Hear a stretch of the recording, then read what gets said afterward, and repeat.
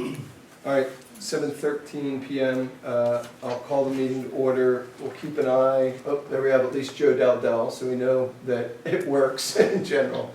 Hello, can you hear me? Yes, can hear you, Joe. Thanks. Yeah, this link works better. Yeah, the other one I tried calling in and it said the meeting hadn't started. Yeah. So, Joe, to explain for you and just for the record, for those that have been sitting kind of patiently, we had a kind of technical glitch. The town uses one email account, or well, I'm sorry, one Zoom account for hosting, and at the same exact time as this, there's a scheduled webinar also for the Zoning Board of Appeals. So Okay. when I went to open this meeting, what it actually prompted me to basically terminate their meeting in order to start our webinar. So what I had to do is go in and I actually created a new separate meeting on a separate account. And luckily I see Joe now joining, Tracy. I was able through the system to see that there were 7 people that actually pre-registered for the Zoom for our meeting. So I just sent an email out to those 7 people. And it looks like at least a couple are starting to trickle in. So they all would have received an email just now with a new link to join. So with that behind us, to just explain where we are, 7:14, let's call the meeting to order. This is a meeting of the Planning and Zoning Commission. It is a special meeting.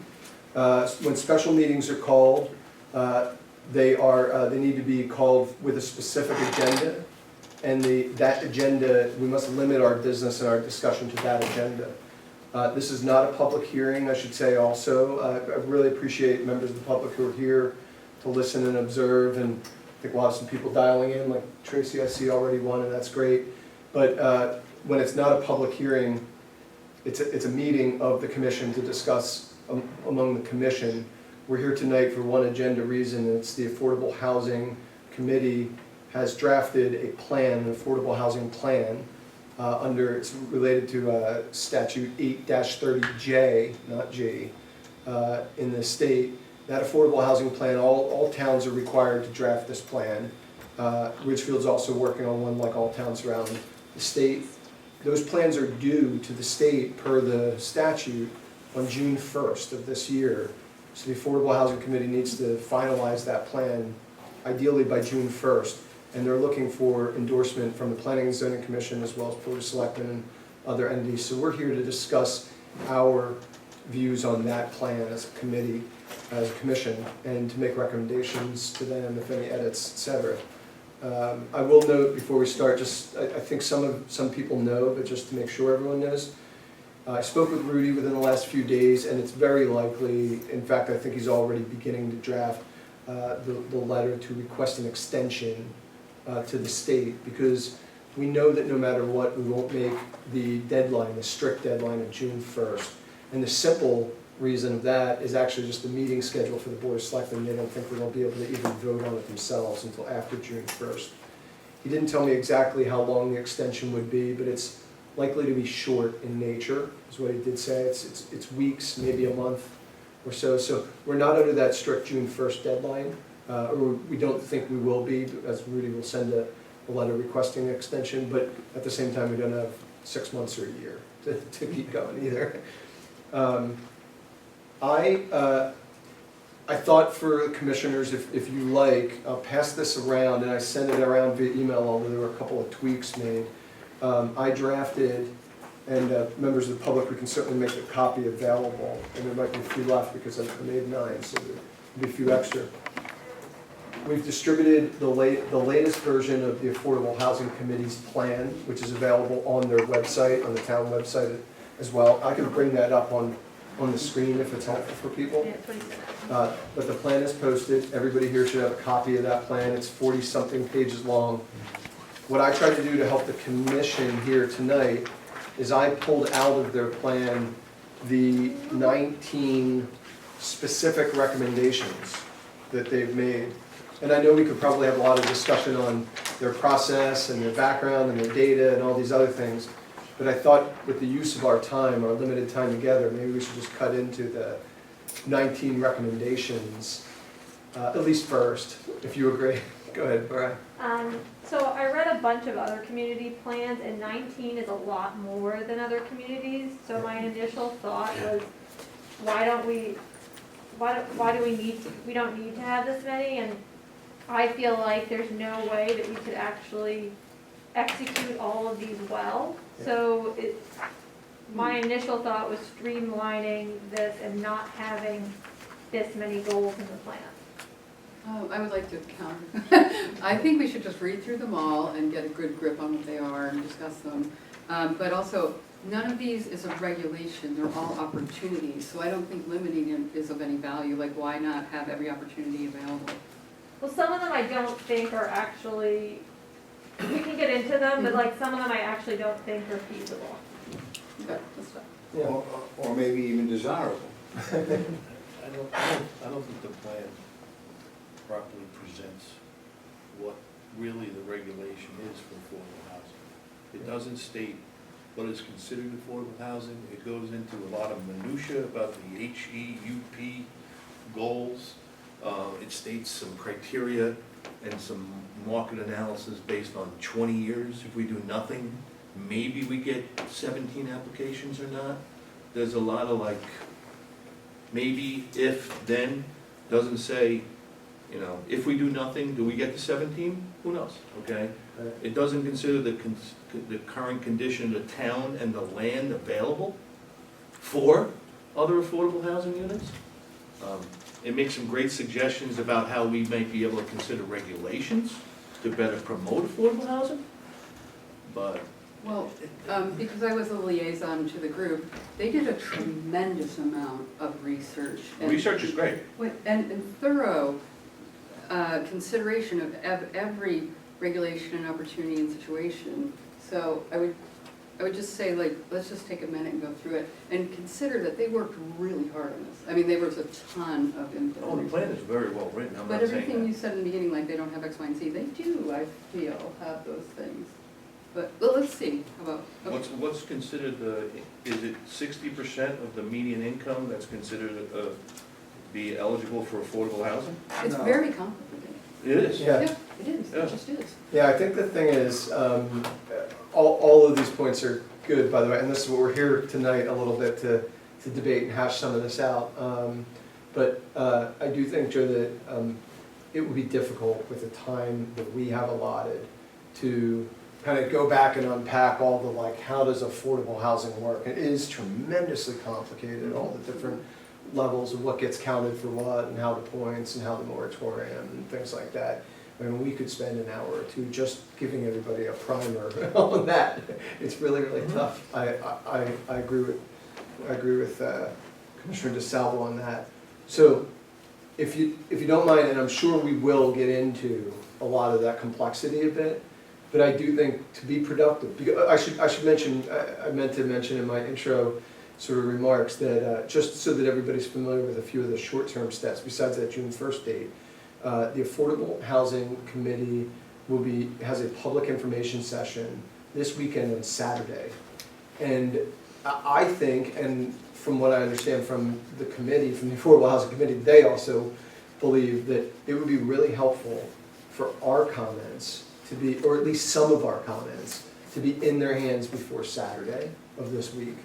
We don't have to necessarily have 100% everything's, you know, perfectly wordsmithed, but at least even bullet points or major feelings, major input points. It'd be great for us to actually provide them something before Saturday. I'm willing to do the work to summarize your feelings tomorrow and Friday and then get something over to them. But it'd be really helpful. I'd like to walk out of this meeting here of us with at least a few things that we feel pretty good about at a high level, commenting on, that we can then provide back to them by Saturday. Go ahead, John. I think that, pertinent to Joe's point, when we talk about affordable housing, we are talking about a specificity of what the state and the federal government believe is affordable housing. And it has two basic categories. One is 80% of the income that's being discussed, and in our case, it's 80% of the state median income, and 60% of the state median income. That's the definition of affordable housing. It is not the definition of housing that is affordable. And I think we need to be comfortable in, as we interplay those two different groups of housing. One is government controlled, the other is less government controlled. And we, as a zoning commission, have control over the affordable housing that is representative of housing that is affordable, but does not meet 8-30G for any number of reasons, usually being that we're talking about fewer units than would be required in an 8-30G project. So if we look at the 18 recommendations that they have, before we go into every one, let me just summarize it in a few ways. I'll summarize a couple, I'll kind of bracket them for you, and then we can maybe go through some of it, and you all can tell me if you want a certain order of the way to go through it. But I assume most people have read it, but just to summarize, out of the 18 recommendations, the first 3 fall under a section which they call zoning review. And the zoning review is, as it sounds, really a review of our zoning regulations and our zones situationally. And there's recommendations that are specific to that. I think we have to make some comments specifically on those 3, especially because it's very, very zoning oriented. All the rest of the recommendations involve some mix of actions that the Affordable Housing Committee can take, actions that the Board of Selectmen can take, actions that planning and zoning might need to be involved in, but they're really more collaborative kind of activities and actions and initiatives across the board. I also looked at it in this way, and this is I will for a moment inject my kind of personal view. If you look at the types of recommendations, there are 3 of those recommendations, numbers 7, 8, and 10. Those are under section 11.2.1 in their latest draft, 11.2.1, and 11.2.3. That's in their latest draft. The numbering has been updated, by the way, I noticed.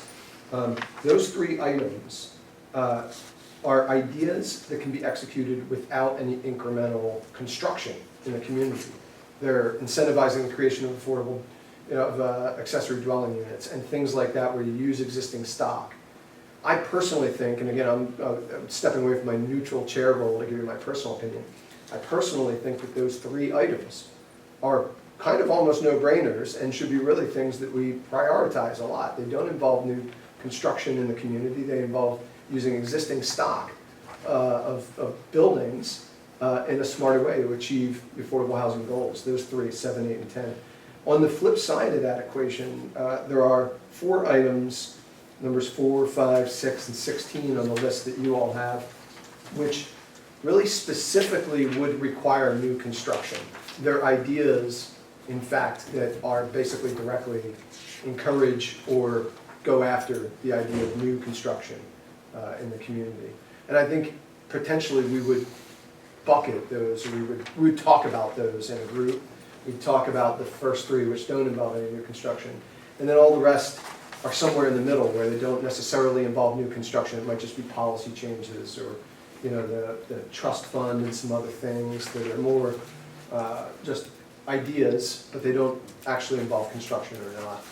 And so, I don't know, we could start diving through one by one, but I thought also maybe it might make sense to divide and conquer, organize the way we do. Want to jump through one by one, or do you want to take them in groups? Well, what if we start at the beginning with the first 3 and then do the chunks that you noted and then the last one? That works for me. Joe Dowdell, did you want to say something? Can I ask a question? Yep. Glenn was at the first meeting. Is Glenn still, the way we do the POCD, is he still like overseeing and putting in edits? Yeah, that's a good question. For those who might not be following, Glenn Chalder from a firm called Planometrics has been a consultant both to the commission here for the POCD and the Affordable Housing Committee also engaged Glenn Chalder to help as a consultant I'm honestly not familiar, Elizabeth, I don't know if you are on what his level of involvement in these steps are. I'm not sure right now. Because he was at that first meeting that was at the Parks and Rec, and Yeah. then I haven't seen him since. I didn't know if he was remote watching or, but it didn't seem like edits happened over the course of a lot of those meetings that happened, so that's what I was wondering, Right. is he stepping in? Because he was so great with that with us, like, he would just take everyone's, every time the public said something, he put them all in, and then we edited them in or out, Yeah. which made it very efficient, and so I was wondering if he was I know he's been heavily involved in all the meetings that the portable group has been adding. I think that, I don't know, I'm not 100% sure, but I don't think he's physically writing it anymore, but the group is. But he's been So very involved in the everything. group did this from scratch, or was this like a boilerplate, or? I think it's a Or started combination. It's a from- mix, I Yeah, believe. yeah. But Yeah. Glenn was very involved in every one of their meetings. Yeah, because he was just so helpful before, so. Yeah. He might still be fully involved. Yeah, my impression is that he's involved with more in the background, whereas with the plan of conservation development, the planning and zoning commission asked him basically to, He was driving. it. chaperone, or not chaperone, sorry, but facilitate all the meetings and things like that. It's a different level of involvement.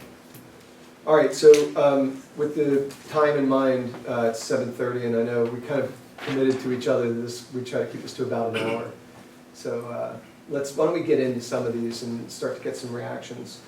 And I'll read them out real quickly. Number one, the first one in order, and it's on page 30 of the draft plan, states that the Planning and Zoning Commission should review the various multifamily zoning regulations, as well as the locations of the applicable districts to facilitate multifamily development.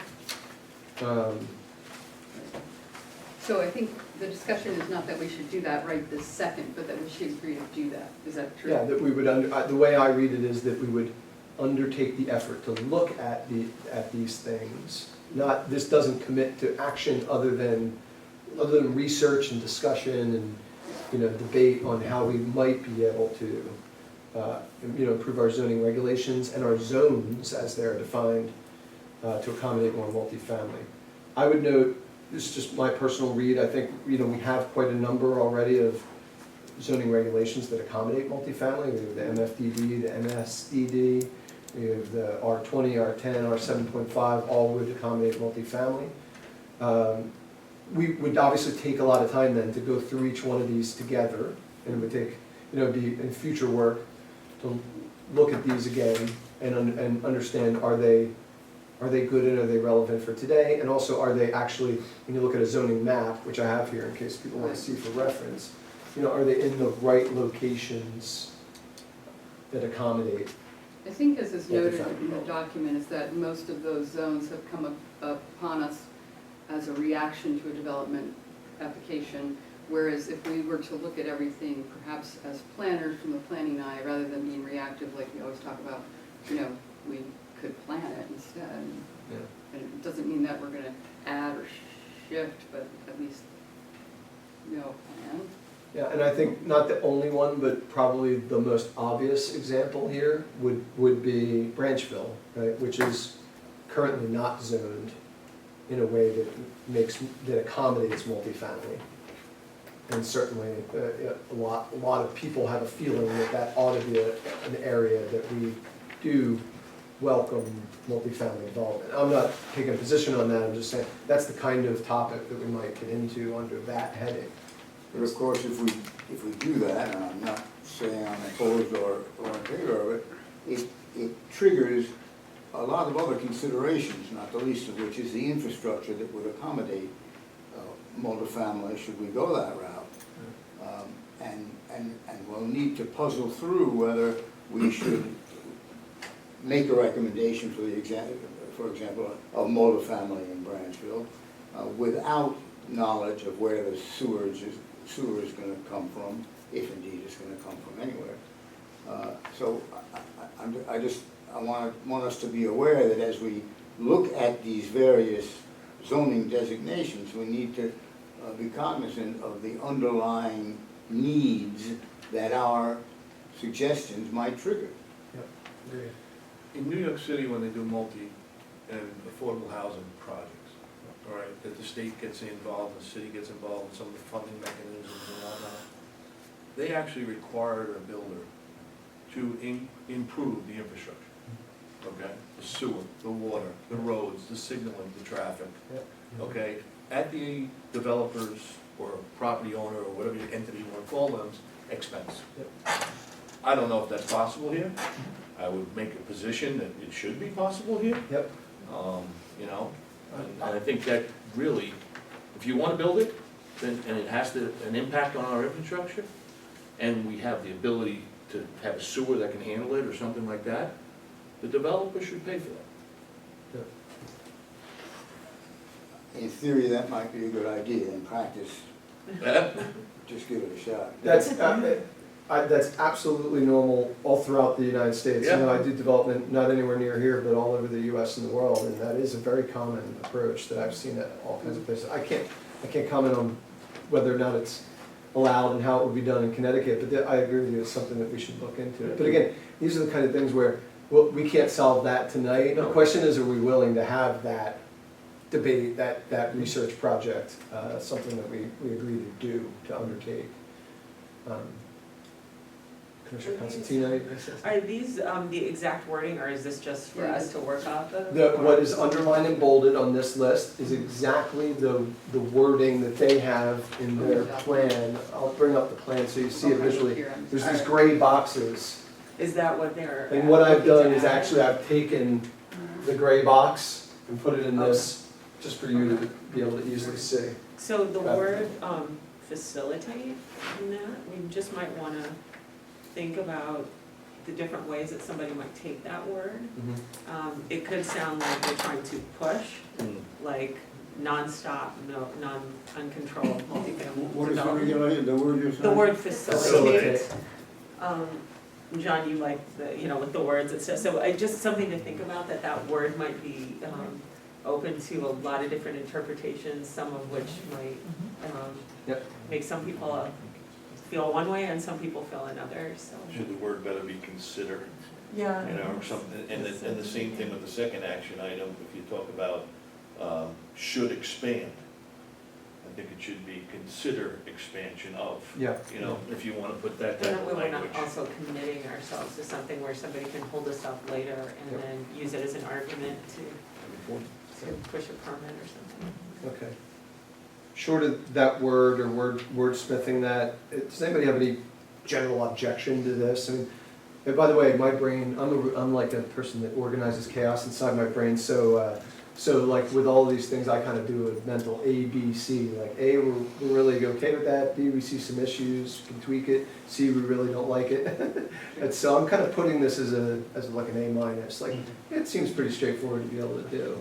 So do we want to just like, after discussing each one of these briefly, just say like A, B, or C for ourselves, like, or tell you? Yeah, or Just take it over. if somebody has strong feelings, maybe I'll state it as best I can, hearing what you all talk, and if somebody disagrees, you should speak up. But just to move on, look at this one as one that we would be able to support, pending a few wording tweaks. You're looking at number 2 now? Now, I was looking at number 1, John, just to close it off, and then now we can move to number 2. I'll just read it out so everybody can hear. Planning and zoning should expand the multifamily conversion regulation to permit conversion of single family to a 2-family home as of right, regardless of density regulations and regardless of the age of home. This is on page 31 of the proposal. It's right there, actually, for those in the audience. It's this section. Right. I guess my word tag would be regardless of density and regardless of, age of home. Unless it's historic, I don't really care about that, but like, I don't know if we should say regardless. I'm good with the rest of it, but. I agree with you, Mr. Salvo, that, just background for some people who are probably very familiar, like I'm sure John is familiar with everything, the multifamily conversion. I believe that the age limit, and I'm looking to you, John, because you probably know, I believe that the age limit there is put in place mainly to prevent multifamily conversion regulation from being a backdoor to building multifamily. Sure. Right, so, okay, Yep. it seems like they put a date in at some point, a year date, a built before date. Maybe that could be updated to something like you know, it has to be, the building has to be 10 years old or 10 older, years, so right. it's not a back door. Yep. But, Yeah. but I don't think you'd wanna do it to all buildings, because then it'd be a back door. To me, And this building is similar to the first one. I think that we should review it and look at it at a high level and Yeah. make a plan without specificity at this point. Yeah. I think it would be an agreement to review. Okay. I agree. For number one, right? No, now we're on Number number two. two. Okay, so one, I guess people will shout out if they disagree, but one's an A Yeah. and two's an A. Two's in, With two the wor- with with the the word word change. changes, with the wording Well, yeah, changes. with word changes, but like, I think, sorry, just A just mean we're gonna agree to look at it. Well, B is a yeah. maybe not really. B means we have some bigger concerns, not Yeah, some minor and concerns. C is right? a no. And C is like, it has some big concerns, probably Right. shouldn't. So- Shouldn't. One and two are A's. Yep, it sounds Well, not like, having a lot of experience with the multifamily conversion, what does that actually entail? Like, is it something that we think we would want to change or update? I think there's opportunities to update some parts of it, like the age of home issue is something that Okay. probably is worthy of being updated. We don't have to think carefully about this as of right. That's As what I of was- right, Yep. yeah, I Yeah, agree, John, I same. put special permit, I think, Yeah, multifamily, just so that everyone knows, multifamily conversions are permitted today already via special permit in R20, R10, and R7.5. Those are higher density residential zones. So that's, you know, they're kind of the natural places, at least when somebody wrote the regulation, John, it was the place that probably felt natural for multifamily from a zoning I standpoint. can see how that would be, but, I think you'd want to keep the special permit personally. do we need the I words would as say of right? Could we Planning and remove that? zoning should review the multifamily regulations, blah, blah, blah, in consideration of density regulations and age of Right, yeah. home, not as of right or regardless. Right, and just because we're gonna review it doesn't mean any of this is Yeah. gonna happen. Yeah. Okay, so we have more concerns with as of right, regardless, Yeah, preserving the special permit, may be something that we want to think of. I can wordsmith mhm, some suggested edits off of that. mhm.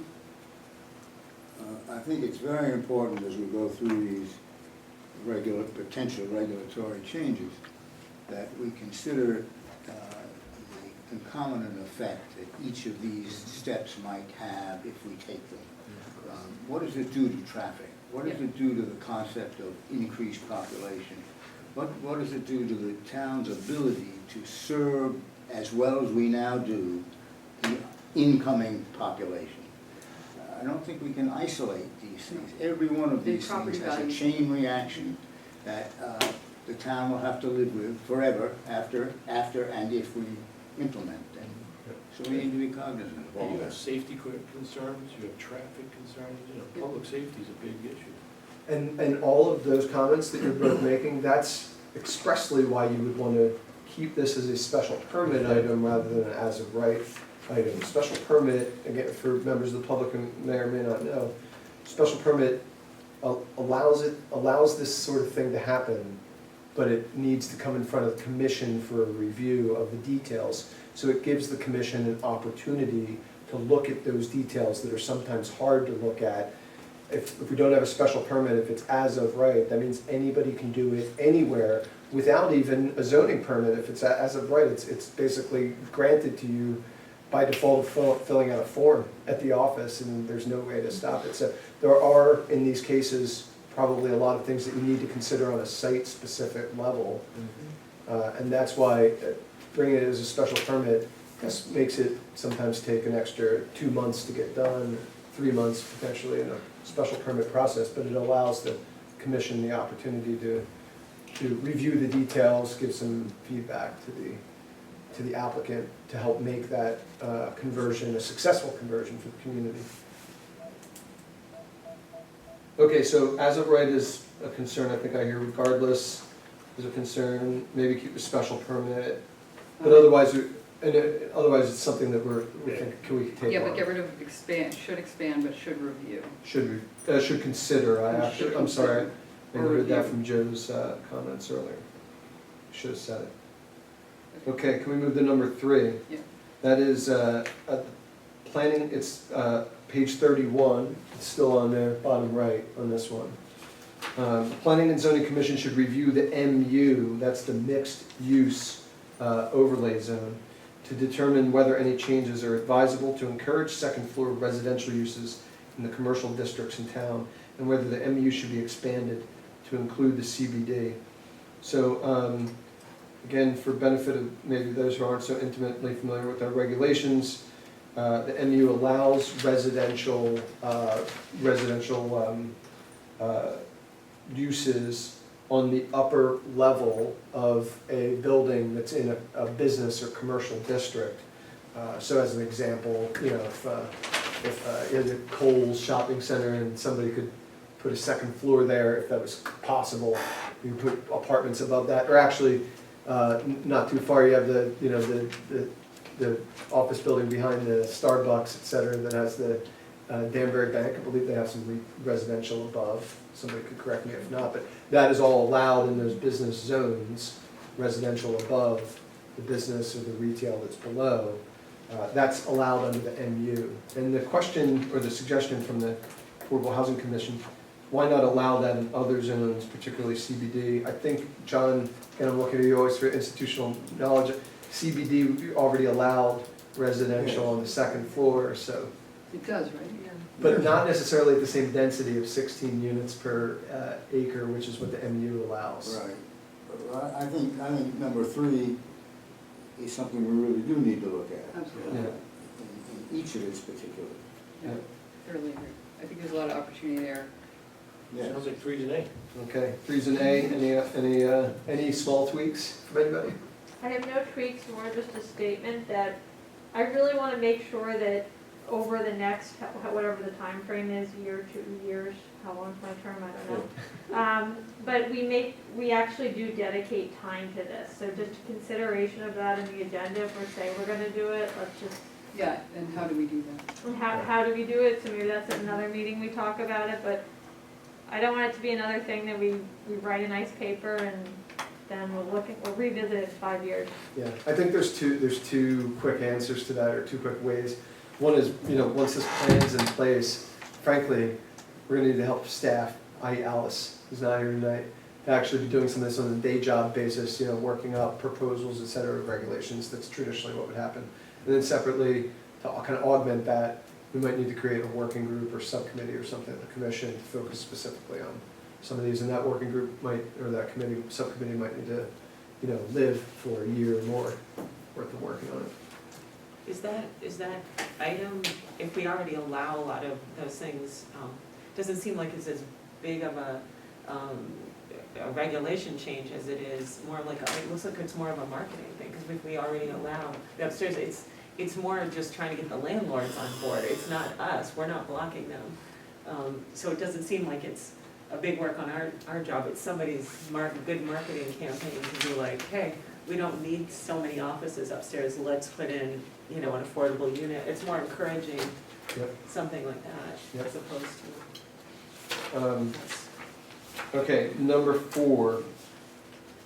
We recommend the town, now we're moving out of zoning, by the way, into ideas that are kind of across the town. We recommend the town work with the Ridgefield Housing Authority to evaluate the site, this is this Ballard Green expansion, for future development, and if suitable, support the RHA in that development. Again, other than approving a potential plan when it comes along, planning and zoning wouldn't normally have much involvement in something like this, but we might still have a opinion or advice on. Just going back to the previous item, if we do and when we do, or if we do allow second floor development in commercial buildings in certain areas, does it still meet the requirements? On page 20 of this report, it says that the Ridgefield Housing Authority has like a 1-bedroom unit, it's 530 square feet, 2 bedrooms are 942 square feet, up to 1,080. 3 bedrooms range from 1,045 to 1,294. Do we restrict, or is there does the building department or somebody else say the minimum 1 bedroom has to be 500 square feet? The code has rules about So minimum they would, size. so under this, they would still have to apply to the code? For building code, Yeah, yes. still do. Mhm. Okay. Yeah, And the specificities of the building code is not something we have any control over at this table at all. Yeah, I know, but I don't wanna give somebody you know, you have, it only has to be 100 feet. I understand. It's extreme in my example, but I don't want that, I would say we would be against that too. Yeah, but that is not something, Yeah. as John said, it's not something that it's mostly state code on that. Okay, so, and we got the letters about Ballard Green, so I don't know what we can do. So, again, I kind of said it already, but just to repeat, I think this Ballard Green one, the Prospect Ridge one, and the Halpin Lane one altogether, you know, if it were me writing this plan, I would not, I don't personally think doesn't make a lot of sense to target specific projects in my view. I would make one goal, I would consolidate these 3 goals into one to say something just along the lines of, you know, we should evaluate various sites to determine which might be suitable for, you know, public or private affordable housing development. I would keep it general, and you could then, there might be many sites that you look at. I think it creates a lot of distraction personally to target specific sites in the plan. That's my opinion, and I don't know what you all think. And then I'm just seeing at 16 because, yeah, Branch. And 16 is similar where, you know, you're kind of saying a specific site, Well, I think we part need of to the, do X. well, I know part of the goal of the Affordable Housing Committee was to discover opportunities where we might want to have affordable housing, so I think that's how that came about, but maybe it could be more concise, or just say there are places where we could have affordable housing. And you could have one goal to look at sites, and that might include sites such as Yeah. 1, 2, 3, and that actually collapses 3 or 4 Yeah. into one with a bunch of, you know, ideas. I feel like that's a Well, better way to go at an early stage like But- this. Doesn't that also mean 5 goes away? Too bad. They're all 3, 4, 5, and 6. Yeah, 4, 5, and 6 are tied to the same subject matter, yeah. Yes. That would be my view, is take 4, I would advise them that, Yeah, you know, if I, you know, I would take 4, 5, and 6 and collapse them into one. as a It says there's a recommendation, number of sites. without specificity. Yeah, Yeah. but, somebody have any other view on this? Well, I guess the other question is, do they want us to comment on, are any of these, on it, like, are we gonna look at the whole picture planning wise and say like, oh no, we don't want that there, or oh yes, this would be a great place? Like, are they asking us to, as planners, to look at these opportunities? I think that's the problem, is that, but if you left these 3 in there, particularly these 3 and the Branchville one, then you're almost saying that of course, there's a lot of caveats all in the language, I recognize that, but you are creating quite a bit of momentum and support, saying this looks like it's good, we should go chase it. And I don't think we've had the opportunity to look at, you know, I don't enough think you detail put there. 3 bullseyes out, to it's say just 3 that. bullseyes. Yeah. I don't think you want to target on anything, you want to be flexible. Maybe we say that we're going to look at existing properties to see if there is an opportunity for any expansion, and then consider other things, and then condense it, because when I read that section, it just kind of went on and on. It was a little bit too, there was too much there about something, and I think that's where some people were getting a little concerned about the words. Yeah, and that's obviously a lot of our feedback that we've received from the public, I know they've received it as well, is really about the specificity Right. of certain sites. We spent a lot of time on that. I mean, It looked would help very the plan important. it would Yeah, help I be in agree. support of the plan if If we personally. just don't mention anything specific and say that the plan says the opportunity, we'll look for opportunities. Yeah, you gotta amend the entire section 11 to remove the 3 proposed areas. You could call them by name, can't you? Well, you just don't have to go into such Okay. detail, or do you not even? I just did say- with, just- Okay, just take them out. Yeah. Or It just would say also, I think, existing. It's their plan at the end of the day, so they're gonna draft the words that they want, and they might wanna say, for example, site A, B, C, but I think even that would be better than 3 specific, Right. you know. To your point, they're trying to say get the we're gonna extra do it. 108 HEUPs, whatever the term is. So they're very specific, oh, we can get 70 units here and 50 units there. Right. I think we should do it. With the exception of TOD, the state does not look favorably on zoning with specificity saying affordable has to be in this corner Right. or that corner, any more than they're, as we come to learn, they're rejecting the idea of concentrating the adults with disabilities in an area. Right. So we've got to be careful of that. It's almost with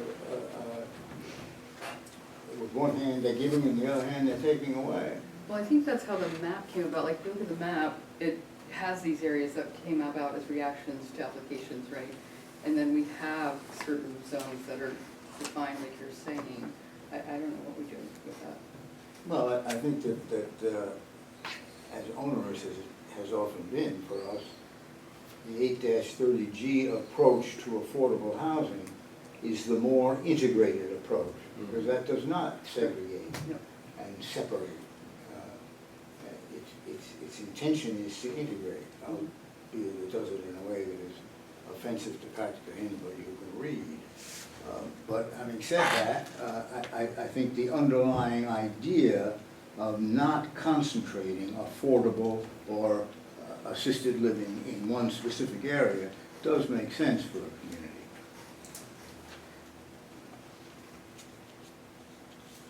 At one point, there was discussion about adding it near Ridgeberry, closer to 84, and that isn't really touched on here, so I think making it a higher level, looking at the town, looking at infrastructure, looking at access to transportation, highways, might be a better starting point than pinpointing specific locations already.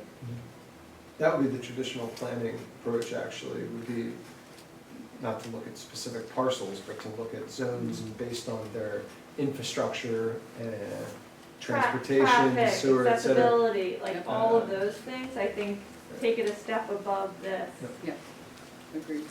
Okay, I'll try to, I heard those comments and I wrote them down, I'll try to incorporate them in the right spot. If we can move to number 7, this is, let me make sure we're on, this is on page 39. Let's move forward a little bit. This is adaptive reuse. We recommend the Board of Selectmen encourage Affordable Housing Committee, ECDC, and P&Z to work together, like working together to identify and pursue public and private opportunities for adaptive reuse. This is my personal favorite, I gotta say. I'm fine with that. I mean, it's just such a classic. It's such a great. You know, we just don't have that much to work with. Yeah, that's what I put on my notes. I'm not sure that we have a lot of It's opportunities for this, but. But, yeah, I think that, yeah. Any other opinions, any tweaks to the language here? I guess my only thought moving forward on this is it's who's owning this and just figuring that out down the line when we do dive into it, because there's a lot of committees that are listed here, Yep. but who's actually owning this and driving it and making sure that that actually happens. That's whoever's going to pursue it, I guess. Yep, I think it would be a mixture probably of affordable housing and ECDC, because essentially what you're doing is you're taking existing stock and saying that it's underutilized, and it can be utilized for this affordable housing priority. And so, you know, the Affordable Housing Committee will have, one agenda to advance Well, that. I'm not saying we have to solve it now, Yeah. but because planning and zoning is listed in this, and it's something that we're saying that we're on board with, coming out of this, I wanna make sure that we are at least part of the conversation and directing, okay, you're owning this, how can we support you? Instead of just letting this, I Yeah. don't know. Okay, accountability, I just write this down. And ownership. Number 8, we recommend the Planning and Zoning Commission work together with the Affordable Housing Committee to create an incentive for developers to extend 40-year restrictions into perpetuity. Any objections? I think that this is, the least input will come from planning and zoning on this. When we're talking about incentives, we're really talking about dollars. Board of Finance. Right, Board of Finance. Right. And so I don't know that we should accept as a planning and zoning commission, or more importantly, as a zoning commission, the responsibility for this particular. Okay, I see what you're saying. So, we recommend that. No, it shouldn't even comment on that, it should be excluded. yeah, I think, so the recommendation is, and actually, I don't know if some of you might have gotten my original version where I was working on, I put it down here. No brainer, although the most likely incentive would be tax credit, therefore BOF should be engaged. So I think what we want to say is maybe they're the right entities rather than us. We're in a supporting role at best on that one. Maybe we just, if we're like a sideline that says Yeah. we're supporting. The other thing would be, I don't know if you wanna add on here, is there any, you know how there are places that are timed out that weren't under the 40-year, that only got maybe 10 or 20 years in there, and now there are buildings in town with a lot of units that didn't have to do the 40-year even. So it would be nice if some of those units Yeah. had to kind of, you know, cut the difference, give us 10 years if you got out of 20. Or to regain, okay, Yeah. to extend those 40-year Yeah. restrictions and to regain those lost. That's what I'm Yeah. writing here. I'm just trying to insert on the fly. Can word stuff more later. Item 9, we shouldn't put a single comment on, with the exception of, from a personal standpoint, I'm already annoyed at where the ARP money has gone to, that this town has received. So, you know. Well, the it's housing, not- No, this is the affordable, this is the American Rescue Act money. it's a housing trust. That money's our tax dollars. I don't think it should go to seed. No, Well, wait, there's there's two, let me parts. just separate two different things. Yeah. First is, I'm not disagreeing with either one of you, but just, I think we can talk about housing trust fund as a idea versus seeding it with the ARPA Versus using funds. ARPA money, yeah. There's two parts to that one. Yeah. And by the way, I felt like this is a little bit blended with number 12, 9 Yeah. and 12. It's just two, it's, they're almost, they could be consolidated into one potentially, because it's really the housing trust fund that we're looking to fund maybe with ARPA and fund maybe with the building fee permit, right? I don't know. I don't think we need to provide any comment on 9. It's just their recommendation. We don't need to be involved.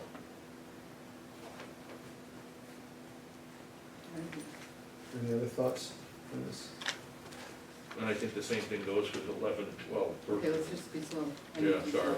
But, yeah, I have no problem with 9, just not, no comment. So 9 is a C, Rob? Well, I'm Let's see, listening five to maybe. different people. Okay, No comment's different than a C. I give it a C. I'm not opposed, I think the idea of a housing trust is, if New Canaan has one, it's part of their affordable housing plan to continue using it. I think having it and including it is positive. They reference a proposal, which there's really no proposal of what it would look like and would there be seating and stuff. So my only thought would be, if this is gonna be included, to actually make a proposal. Not that it's us doing it, but it seems like it's been an idea that's continued for several years, but nothing's actually moved on it. So if it is gonna be included, make the decision, do we wanna move forward with this or not? Or they need some details in there of what it is. But remember, this whole plan is a guideline for possibilities, so. Yeah, but I mean, You could say that about every item. How about if- Yeah, I agree. I don't disagree with you at all, but you could say that about every item, give us the whole plan, but this is just a guideline. for starters. Although this one, Elizabeth, says we recommend the AHC pursue development of a housing trust. So maybe I think the tweak here at a minimum, based on the different things I'm hearing, is that we recommend the AHC investigate development rather than pursue development. In other words, they first want to look at it more rather than or get it research done. or And something. then- It Or just- work towards the establishment of it. Yeah. If we feel this But is something that we want, Yeah. And let's not pussyfoot around with it. and the American Rescue Plan Act is something that occurred this year. So it's a money grab. Okay, but slow down. Well, there's But two there's different things things. happening One here. is, so in New Canaan, they charge 10% of every $1,000 of construction, and that goes into a fund, the housing trust fund. So that's like, that would be the housing trust. ARPA would be a preceding of that, which would be a separate thing that could or could not be included. But the bottom, like, I'm all for this, whatever, but like, I think the bottom line is, do we need, as the Planning and Zoning Commission, to comment on it? We can just suggest that maybe they separate those two items apart, but you know, that go ahead and set up the trust fund, but we're not necessarily saying the part about where you're getting the money from. Well, if they wanna use the Separate ARPA money, it. they need to make a proposal Yeah, for that. yeah. Right, And that's that's not us. So so, if we decide as a board to not comment, are we gonna tell them formally we are not commenting? What I would suggest, based on what I'm just hearing from everybody, is that I just convey what our discussion was.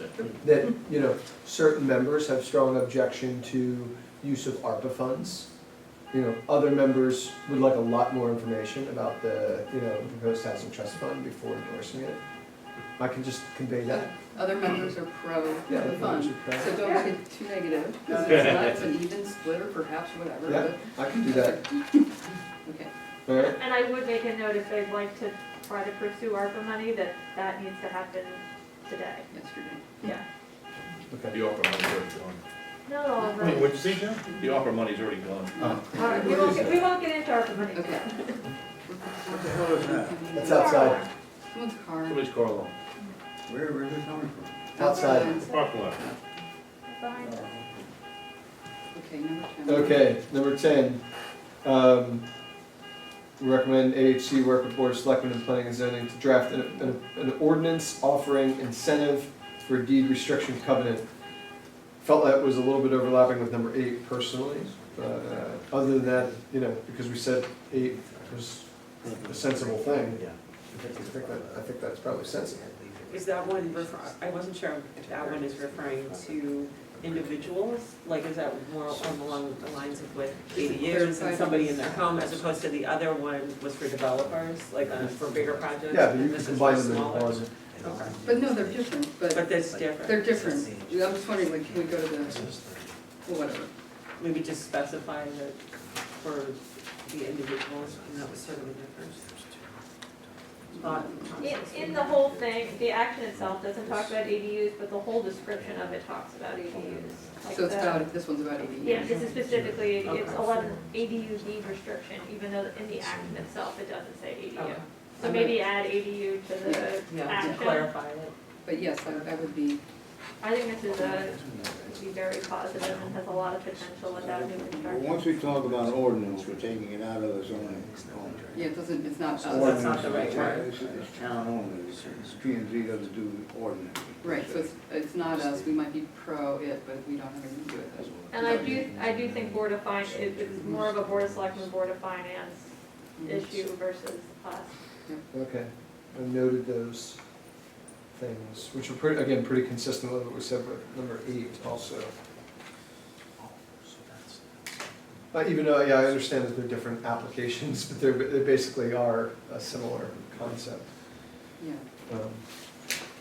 Okay, number 11, we recommend that the Affordable Housing Committee work with the Planning and Zoning Commission to amend the MSDD regulation with an inclusionary zoning requirement for an affordability set aside and to expand the area on Main Street in which it may be applied. For those that might not know, that MSDD is the Main Street Design District, which allows housing, multifamily housing along a certain small area of Main Street, along Main Street. But it's really a tiny area right now. There's a map that It's just, shows. it's Wait, what'd you just, say? it's just where the Aldrich development is, I mean, the Elms development is, and across the street on Gilbert where Jeff Mose put the little houses on. That's the only area right now that's under that So there's no jurisdiction. affordable housing in the Elms. No, neither one has So- affordable. But what's the purpose of putting it if it's already, the land's already done, it's already Well, no, developed? it's combined, the recommendation is combining that concept with an inclusionary zoning concept. So inclusionary zoning, just to remind everyone, is then, so you say, you can build higher density or multifamily in an area that maybe previously you couldn't. But now, when you get that right, you have to include affordable. That's the inclusionary zoning portion of it, basically mandating an affordable. So I think the second part of the question is, do we, because those properties are already developed that are under that zone, are we going to expand the zone if we do this? Yeah, and I think actually with this one, you could separate those into two also. Separate the two or just remove the one. In other words, in my opinion, MSDD is less, should be less of the focus. And really the idea, in my view, would be, why wouldn't we look at inclusionary zoning Mhm. in a wider area throughout, throughout a variety of our zones, not just Right. MSDD, Yeah. where when you build multifamily, when you build higher density, you have to include an affordable housing I component. agree, like. That's inclusionary zoning. Yeah, 3 units or 4 units or more, we should regulate that part of it has to be affordable, or you have to prove why it can't be affordable. Yes, and that's inclusionary zoning. Yeah. So my So we'll personal rewrite this. recommendation on there would be to kind of almost drop the MSDD section of that recommendation, And the Main Street But- reference. but really be supportive of inclusionary zoning. Totally agree.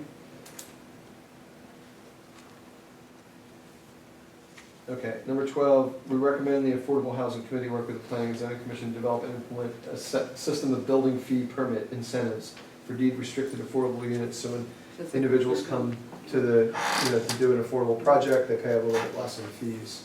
This is very common, I should say, also throughout the US. Right, and again, is this Board of Finance notice? It is actually us that sets the fees. Oh, okay. Are the fees, It's our scheduled fees. are the Okay. fees that high to begin with? It's not significant, but it's, It's something. on a larger project, it makes a difference to Do development. we set our fees? It or sets a does the tone, state- more importantly. Does the state set our fees that we have in town, I mean? No, we set our We fees. set- We, okay. the commission, set the fees, schedule fees for building. Okay, for is that something applications. just off to the side, is that something we should be reviewing and? It's in the, Yeah, we could, we should. okay, So any objections to this idea, to at least looking at this idea? I'm gonna put an A next to that. Okay, we recommend that the AHC and the P and Z work together to create inclusionary housing regulation for consideration and adoption. So I just drew a line from number 13 to number 11, by the way, on my notes. Yep. I think that's, again, a little bit of probably consolidating some of their recommendations. Those two can basically become one. Number 14, we recommend the Affordable Housing Committee work with the Planning and Zoning Commission to further study middle housing and the draft or review adoption regulations to promote middle housing in Ridgefield. Most people are probably familiar with middle housing. I personally believe that, our MFDD, MSDD, our R7.5, our R10, in my opinion, very much are middle housing. So I'm a little bit lost on, other than looking at those zones, which we already committed to in number 1, I'm not sure what this is as a separate priority. I'm not sure, but maybe I'm misunderstanding something about middle housing. The way I see middle housing, it is Yeah. those zones. No, I agree with you, maybe they're just asking us to look for more opportunities. It almost seems like in the section of the plan where it's mentioned, they're looking to hit like a couple of comments. Right. You know what I mean? So it's, So Well, any, if we're already committing to it in number 1, can we just remove it? I believe we are committing to Okay. number 1. So then, My recommendation, unless you guys have better ideas, to say to them, we believe we are committing to that as part of number 1. And you probably don't need a separate goal. And I also think that it really is not the role of the zoning commission to promote certain kinds of housing. I think we need to be open to having many different kinds of housing, so that it becomes inclusionary. But the idea that we would go out and promote the concept of middle housing, for example, I wouldn't be comfortable doing it. I wouldn't even know where to start. So I think it's a sort of a moot point. Okay. Number 15, I think, Ron, if I'm right. Sorry, I'm trying to move fast to keep the promise of about an hour, even though we started 15 minutes late. We recommend that the Planning and Zoning Commission explore the possibility of introducing form-based codes in selected areas of town. This is page 43, to make sure we're up to speed on this. Thoughts? I don't even know what it is. What the hell is form-based? Well, it says, most zoning regulations restrict the use of various parcels of land. However, especially in central business districts, municipalities are more concerned with the appearance of buildings than their use. Municipalities have increasingly introduced form-based codes, which are based on the physical form of the structure. This allows for a more natural distribution of housing and commerce. If you remember, members of the commission that were here before last November, we had a little, I think it was about a 20-minute thing with Commissioner Robbins, Charles Robbins, who kind of gave us a little primer on form-based planning. I've followed it because it's elsewhere in the US, it is popular, as you say. You know, and this is one of these things, it's complicated a bit, but it's also very polarizing. Some people feel that, you know, that zoning exists to zone not just the types of buildings, structure standpoint, but also the use and activity. Form-based codes, form-based planning would actually take away that consideration of use very largely and say, as long as it has a certain form and structure, Certain then look. what do you care about what's happening inside? It But this is almost- one of those things that it's like chocolate and vanilla, you know? Well, it almost people- goes to, I'm not allowed, no, I'm allowed to say this, but to the Bailey Avenue project, if it had a certain other look, it might be accepted more, you know, because we want the town, perhaps, some people want the town to look a certain way. Right. But that's what we're talking about, right? That it Yeah. looks a certain way. But yet where, I mean, in other, like New York City, they have old warehouses, old industrial buildings that are converted into apartments, and they don't change much of the facade, Right, but the structure does a purpose. That's kind of where this is leading towards. yeah. What- Those- yeah. That's In an some active regard. reuse too. It's reuse. Yeah, yeah. So, no, I don't know, I think this is one that actually we need a lot more education on as a Yep. group. I don't mind personally looking into it more, but, I like it. so it's explore the possibility, you know. Research. That's the key language here. Research. Yeah, like Yeah, if they I rebuild. think that number 15 relates to everything we do in zoning and planning. I don't think it has much to do with affordable housing, though. I think it does, only because, you know, it's kind of awful, but like if you make something, if it looks like it's just part of seamlessly the fabric of Main Street or whatever, do we care if it's a business in there or housing in there? We might care because of traffic or school or taxes or whatever, but that's where it's going. You know, do we help shape the form of the town visually? I But if think. they took, let's say, Gilbert and Bennett, and Yeah. they converted Gilbert and Bennett into a residential complex, That's right. all right, that would be a perfect reuse of a structure to some extent. you know? Right, but, and this is not just about reuse, it's about new as Yeah. well, but Yes. Yeah, you're right. I think it's important in our town to, I do as an architect. Okay, so are we okay with, I mean, this is exploring the possibility, are we're gonna treat this one as an A, doesn't need much, doesn't need any I agree. edit? I- Yep. Okay. Number 16, we're back to kind of the things that require new construction. We recommend the Affordable Housing Committee work with the Board of Selectmen and Planning and Zoning to create and implement, now this is implement, create and implement strategies for TOD in Branchville. I think implement strong. I mean, in Reading's affordable housing plan, they talk all about the grist. I know the Reading sewer has been something that's been talked about as part of how we would develop this. And Reading is planning on using their sewer capacity now for developing the grist mill, so I think implement's really strong if we don't have infrastructure to support this. You can just take and implement out, and you can just say create strategies. To explore strategies. Feasibility would be more to me than strategy. Strategy, administrative feasibility of, okay.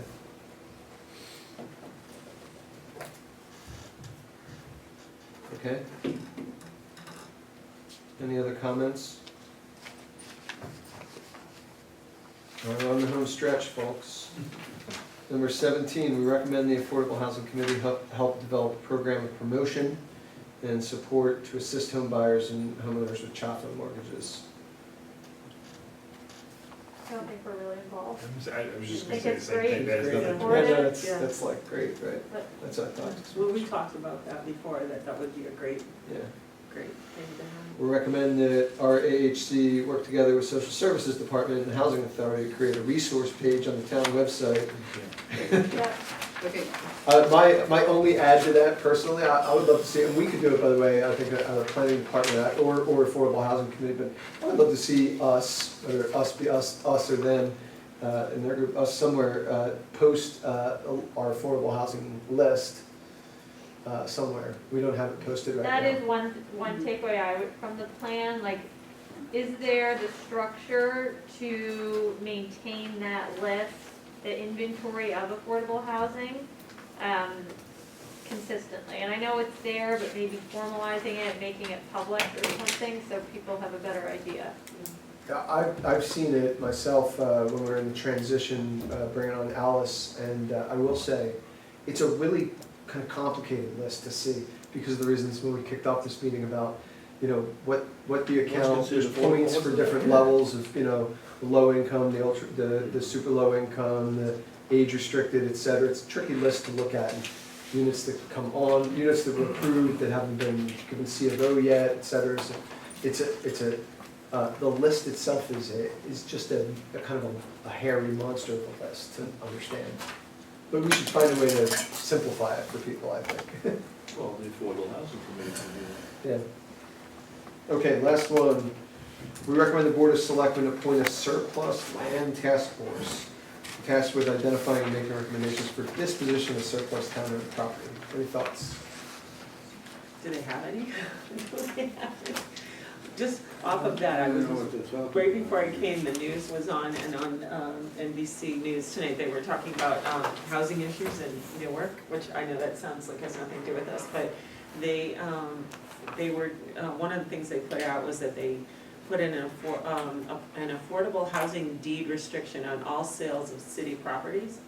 Now, of course, there they have, you know, foreclosures and things like that, but I just thought that was an interesting thing. Like, if we do have little pieces of land or something that, you know, the town is considering getting rid of, that, could we do something like that? That's in New Jersey, so I don't know if we have the same kind of rules, but could we put a deed restriction, affordable housing deed restriction on something like that? So that then if, you know, somebody was coming to take some of it and develop it, that they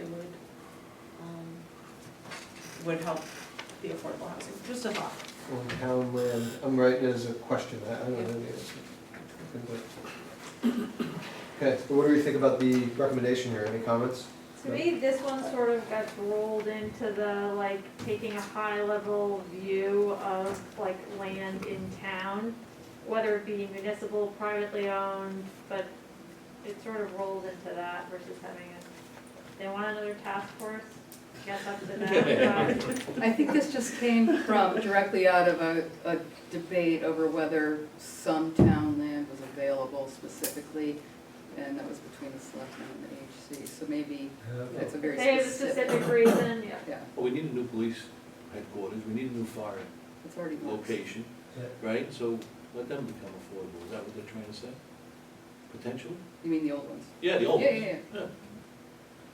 Well, but this references surplus land as though it's extant. Not extant. Exactly. Yeah, it's a Okay. little, the wording makes it sound like it's also open space, like they're trying to take open space, it's a little, Okay. that's not what they meant. Yeah, okay. I'll put some of those notes in our response. Okay. Do they want any notes on any of the other parts in there, like the way we did the POCD where we had to kind of like pick through stuff? Or do they not want that yet? Well, I think they'll take anything, but I think, you know, probably giving them concrete thoughts on their concrete recommendations is probably the highest impact thing we could do with our time. I mean, this list just basically went through most of their ideas, so. Yeah. Well, there were just like I started picking out little things because I thought that's what we need to come to the table with tonight, so I don't know if they wanted If any you of the have, stuff. if you have, as one, I can Yeah, incorporate I mean, them I with can our just response. say a few of them fast, like, there are a few places where there's kind of maybe too much information given, this section on page 15. I would suggest they update the data regarding a minimum wage at the time of this calculation, because then they go into something else and give us the new minimum. I think it's unnecessary information, like, you don't have to tell us something that isn't valid now, and then tell us that it's not, and then here's the, I don't think that information is necessary. Okay. And then, pages 16 through 17, it was more of a suggestion. They were talking about people with disabilities, and then this is just for us on the side. I was like thinking that we like to bring up a request to like maybe amend one of our I don't know if it's a zoning regulation or John, you might be able to tell us, to require when they do new buildings and ADUs, that we have to add some accessible features, things in there. I mean, even simple things like in the infrastructure, say when you're building the new bathrooms, you have to have the boards in so that if someone in the future wants to put the grab bars in, the wall doesn't fall down. Like just some things like that that would. That's building code, we don't, got nothing to do with that. Okay, there's nothing when we do like a permit or anything like I that? mean, if we wanted to make a recommendation, we could do that, but Okay. it's toothless because the building department sets up its own regulations and then promulgated by the state, and then they come out to town. Alright, so that's something we have to take, okay. And then the phrasing of that whole section, it was kind of leading, it almost sounded like they were saying that we have no support system for people with disabilities. It felt a little bit like maybe they should just look at the way that they wrote it a little bit. It seemed like it was almost a negative on there as opposed to. Which page is that on the It started with the 16 through 17 in that area, and I just felt like Okay. it I'll was just add almost that. being a negative, like, instead of highlighting the positives we have in town, we have a lot of positive support. Okay.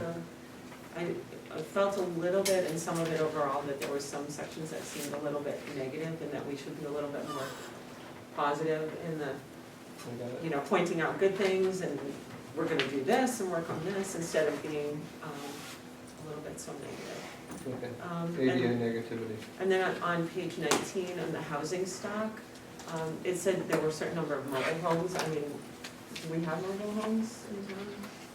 It's listed that we do. I mean, I don't know, or I'm asking an honest question, do we have mobile homes? And it's saying, like, some of the statistics, so it's leading me to say that perhaps they need to look at the statistics in there to see if they're right, because I'm not sure where some of those units are, so they should just maybe take a look at that and find out where those statistics came What from. page is that? It's page Page 19. 19 in the bottom, The chart about bottom the housing left, stock. almost bottom left of the chart. It's an estimate. I think this comes from the. Keyword being American- estimate. Yeah, I mean, is Yeah. this just like And there's a some margin of generalized error. thing? But that's the whole thing. I mean, It's the this- American Community Survey. Okay. It's you Okay. know, So it's a good source, but not perfect Right, for but sure. it's, so then it's showing that this isn't for Ridgefield then, like, so it needs to be a little more personalized maybe, because that's not It is for applicable. Ridgefield, like, Yeah, it's the data that Yeah. the government relies on. Really? it's just how this data gets released, Yeah. it's estimations based on it, Right. it's not, But we do, what if we don't actually have it and it Well, says we it's have one of those- 16 We just units? don't, I mean, I think it would take a huge survey and a lot of money That's to create what the I'm exact. That's it, okay. Well, we have 0 boats and RVs, just to let you know. Yeah. This is kind of interesting. It's an example of something where you know, unfortunately, we don't actually have the ability to change that, just like the calculation for median household income, Right, which, you know, we get bumped in with the Danbury MSA, or the data area, right. you know, So they're for counting median from- income. And, you know, whether or not you like it, whether or not you agree with that, you know, I don't have a position actually, I don't know the data well enough to know whether it's positive or negative for us, but regardless of what you think about it, we get from a government data standpoint, looped in with the Danbury area for That might be why. median Okay. income numbers. That's just the way the government does it.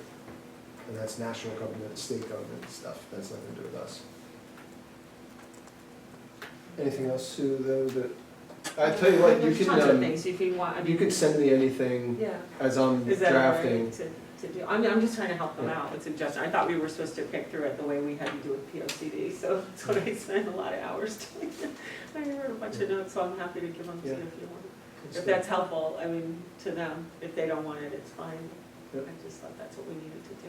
if you did the work, why not send it Yeah, over? Yeah, I'm send it. fine with that. Is that Send okay it to along. do? Yeah, Do- for sure. Do I send it to all, or? Yeah, sure, just send it to- to just everybody, you? and I'll make Just sure it's everybody? Is that included okay? Yeah. All right. in what we submit to them. If anybody has any further comments, I think the key here, though, is to give them some high-level Exactly. things for their meetings that are coming up on our talks. I think the other suggestion I would just like, is to just make sure when people are giving suggestions in the other meetings, that they write them all down and then consider them to incorporate them, so that each time, if they want us to look again, we see a different version, not just with more notes on the side. That would be helpful as well. Will we So- get another read of the plan before it gets issued to the state? I believe you should, I can't commit on their behalf, but yes, I think you should, there is a process still ahead of where, they have a final draft, it has to actually go to the board of selectmen, et cetera, so, I hope that we would see it sometime later in that process again. I don't know if it will formally come in front of us again, it'd be nice if time allows, I'll certainly invite it. I'd just like to reiterate, for whatever it's worth, that the Affordable Housing Committee had a charge that is sociologically much broader than anything this commission handles from a zoning perspective. And there are a lot of issues that surround the concept of affordable housing and having the community incorporate affordable housing in its planning and in its action that are outside the purview of a zoning commission. Our allowables come from 8-2 of the zoning regulation. And if it ain't in there, we can't do it, period. So as much as we may want to think broadly about the sociological implications of some of the things we do, we really have to talk to ourselves about the very specific things that zoning can accomplish for a town like Ridgefield. And it isn't quite as broad as many of the panoply of things that have been suggested here tonight, as good as they are, and as important as they are in our thought process. When we make recommendations from this table, we need to be very specific about the fact that if it's not confined in 8-2 of the regs, it doesn't exist. It's not, we're not planners, we're zoners at this table. So are we not planners as well? Say again? Are we really not planners as well? No, we should be in our broad Yeah, concept of thinking, but Right. as with the specificity of zoning Of per course. se, Yeah, that's but a very both exist. specific discipline. Absolutely. I think really the key thing there is, we only have the power to do things through zoning regulations. Planning is Yes. more that thought leadership and vision, it's the soft side of what we do for the most part. There are a few technical planning things, only a few, like, But with- subdivisions, but, Right, but with planning, if we really did work on the planning, we might look at the town differently and rezone some certain things. Yeah. That's planning, yes, that's and we have the power to do that. Yes, we do. I agree 100% with what you're saying, but I don't want us to pretend we can't do any planning. We can affect planning through zoning, Correct. once we come up with a plan. Exactly. Absolutely, Well, we have to plan first. 100%. Okay. All right. Agreed. Is there any other discussion on this topic? Since we gotta keep it to this topic tonight. Thank you, Rob, for all the work you do on it. Yeah, what I'll try to do is I'll write up like a letter type thing to them with some of these recommendations and our conversation summarized. I'll try to get it to you by tomorrow, maybe end of day, or Friday early. I do want to try to get it to them by the end of Friday or Saturday, so unfortunately I won't give you a lot of time. I don't have a lot of time either, but I'll try to roughly split it with you, take a look before I Do you actually need us send to it. do anything for you? Yeah. Is there anything Just the send me, rest if of you us have further need to do? comments, you can send them to me and everybody, but I did take a lot of notes here, and I'll try to distill them. Thanks, Ron. Okay, Yeah. thanks. Great. Okay. Move adjourned. Good night, everybody. Good night, that's it. Good night.